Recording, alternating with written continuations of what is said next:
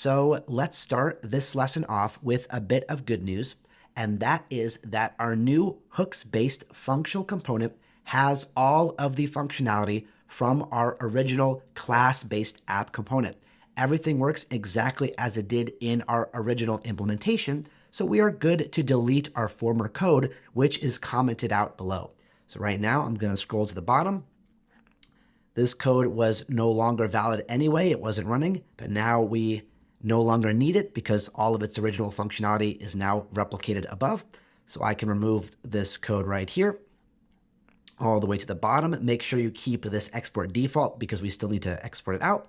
And as we can see here, our new component is going to be slightly shorter. I think our original implementation was something like 75 lines, and that was just the component code. Right now we have 75 lines of code, but that includes about 12 lines of import statements. So we've reduced our total size, or our total line count, that is, by about 12 lines. And that, once again, speaks to the power of hooks-based functional components. They tend to result in smaller code. That's not necessarily guaranteed, but it's usually true, and that's one of their primary benefits.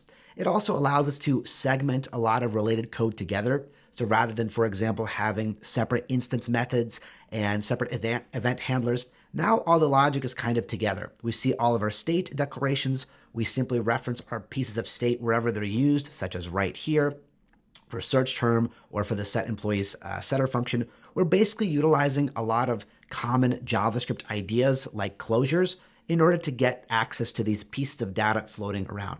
Same thing with our return right here. We no longer need a render method. We no longer need to destructure properties from this.state. We have access to all of those pieces of state because they're simply declared within the same function body at the very top of the function itself, right? So the hooks approach kind of simplifies things down to simpler JavaScript pieces, JavaScript fundamentals, if you will. And that's why a lot of people are big fans of hooks. All right, but that's all there is to do in this lesson. Now we have a fully functional, modern, hooks-based React functional component. And I will see you in the next lesson.